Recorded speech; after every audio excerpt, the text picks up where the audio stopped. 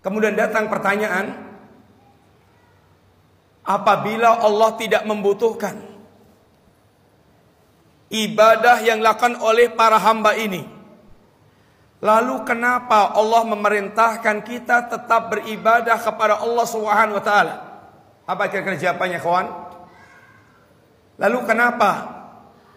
Untuk apa? Atau mengapa Allah Subhanahu wa taala memerintahkan kita semuanya beribadah kepada Allah? Apa kira-kira jawabannya?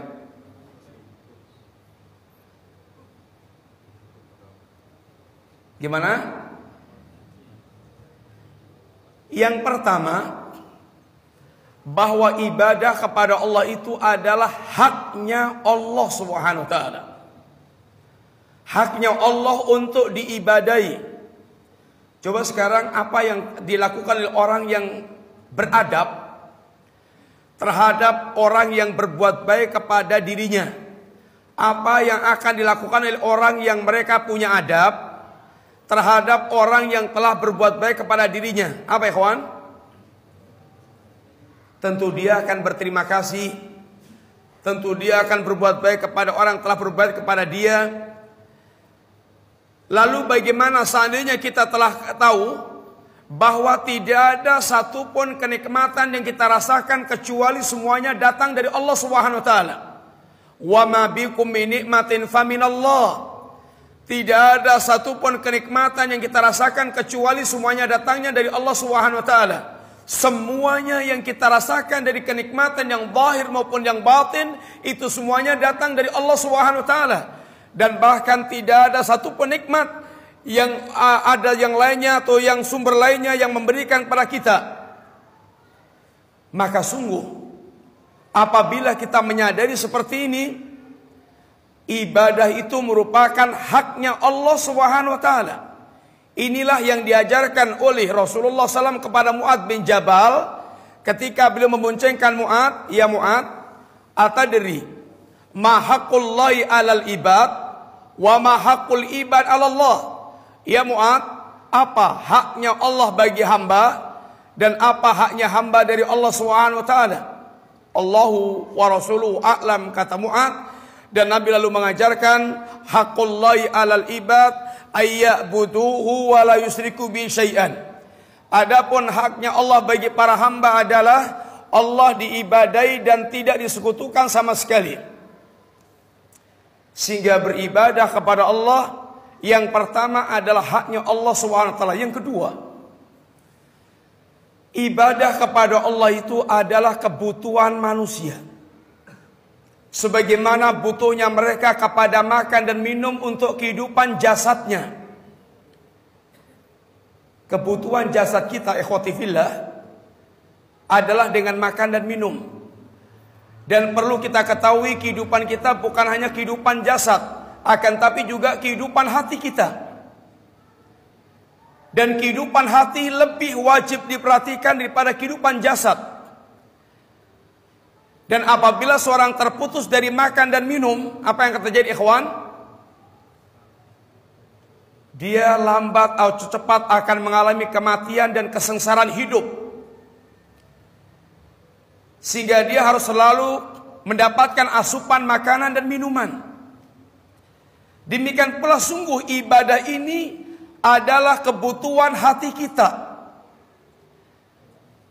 Orang yang pengen badannya sehat, pengen badannya kuat, pengen badannya itu enak, nyaman, maka dia wajib memperhatikan makanan dan minuman yang dia masukkan ke dalam dirinya.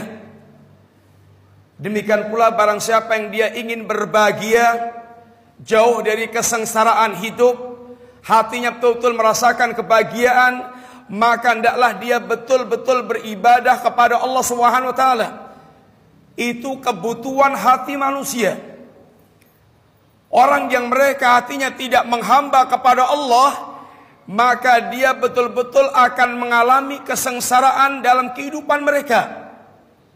Bahkan di dunia sebelum di akhirat.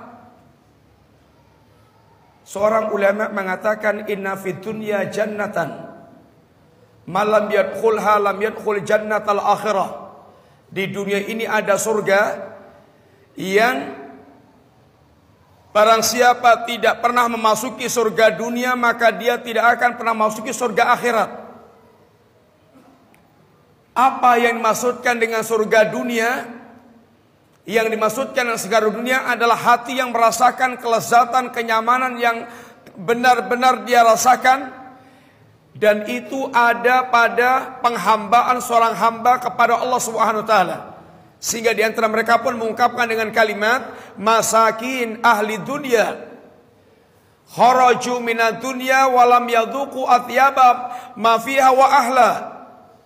Benar-benar sangat dikasihani. Benar-benar ini orang yang miskin yang layak untuk dikasihani dari kalangan penduduk dunia. Yang biasanya ikhwati billah, penduduk dunia itu mereka bagaimana mencari atau bagaimana mereka bisa hidup merasakan sesuatu yang paling lezat. Kalau bisa makan yang paling lezat, dia makan yang paling lezat. Kalau dia bisa mencari istri yang paling cantik, dia mencari istri yang paling cantik. Dia kalau bisa memiliki rumah yang paling indah, paling mewah, paling nyaman, dia berusaha untuk memilikinya. Itu sudah kemauan ahli dunia secara umum begitu. Sehingga orang-orang yang mereka gila kuliner, walaupun seandainya dia dengar ada tempat yang menyediakan makanan yang lezat, walaupun jaraknya sangat jauh ditempuh dalam berjam-jam, itu akan mereka cari sampai ketemu dalam rangka untuk menyenangkan jasadnya, merasakan makanan yang enak dan lezat. Ketahuilah, sebagaimana kata para ulama, bahwasanya hati kita ini tidak akan merasakan kelezatan yang sebenarnya kecuali hati tersebut hati yang betul-betul mengenal Allah, hati yang mencintai Allah, hati yang punya kerinduan kepada Allah Subhanahu wa taala. Maka ketika ditanya apa itu yang paling lezat, yang paling nikmat, yang paling nyaman yang dirasakan seorang hamba di dunia sekarang ini, yang rata-rata manusia betul-betul sangat kasihan dalam kehidupan mereka, betul-betul mengejar kelezatan, tapi sampai matinya belum pernah merasakan kelezatan hidup, kelezatan yang betul-betul lezat. Ketika ditanya apa itu yang dikatakan paling lezat, paling nikmat, yaitu ma'rifatullah wa mahabbatullah wal uns bi liqa'illah, hati yang mengenal Allah Subhanahu wa taala. Hati yang betul-betul mencintai Allah, hati yang benar-benar dia memiliki kerinduan untuk bertemu dengan Allah Subhanahu wa taala. Hati yang sepertinya akan merasakan kelezatan hidup yang hakiki. Wah sekalian, maka berkata Syekhul Islam Ibnu Taimiyah, beliau mengatakan demikian, ma yaf'aluna a'dai inna jannati fi sadri. Sesungguhnya apa sih yang diinginkan oleh para musuhku? Sesungguhnya surgaku itu ada di dalam hatiku.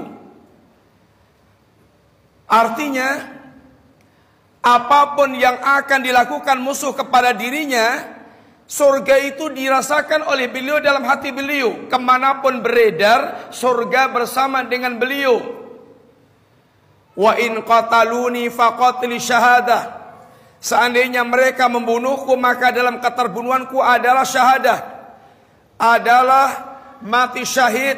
Dan ini yang dicita-citakan seorang muslim. Wa in taraduni fatardi siyahah. Kalau mereka mengusirku, maka sungguh dalam keterusiranku adalah wisata. Wa in habasuni fahabsi khulwah. Seandainya mereka memenjarakanku, maka dalam keterpenjaraanku adalah berkhalwatnya aku dengan sang kekasih, yaitu Allah Subhanahu wa taala. Maka sungguh semua kehidupan yang beliau rasakan adalah kenyamanan dan kenikmatan. Dan inilah hati yang telah betul-betul mengenal dan mencintai Allah Subhanahu wa taala. Ikhwati billah, maka ibadah ini adalah betul-betul kebutuhan kita. Apabila seorang betul-betul menginginkan kehidupan yang berbahagia, yang nyaman, yang lezat, yang enak di dunia ini sebelum dia mendapatkan surga di akhirat kelak. Oleh karena itulah kata Imam Ibnu Qayyim Beliau ketika mengomentari ayat Allah Subhanahu wa taala, innal abrara lafi naim, jangan kamu sangka bahwa naim itu hanya didapatkan di surga Jannatun Naim kelak, akan tapi naim fi dauri thalath, naim yang dirasakan di 3 tempat, yaitu naimun fid dunya, naimun fil barzah, dan naim ketika dia di Jannatun Naim yaumul qiyamah kelak. Adalah kehidupan yang berentet, kehidupan yang beruntun, dan itu hanya akan bisa dirasakan oleh orang yang betul-betul mereka menghamba kepada Allah Subhanahu wa taala. Khotibillah, ini adalah prinsip yang pertama yang Allah Subhanahu wa taala ajarkan kepada kita sekalian. Hendaklah betul-betul kita mengetahui hakikat kehidupan kita, bahwa kita tercipta untuk menghambakan diri kepada Allah. Barang siapa yang dia lari dari menghamba kepada Allah, pasti dia akan lari kepada menghamba kepada selain Allah, dan pasti dia akan mengalami kesengsaraan.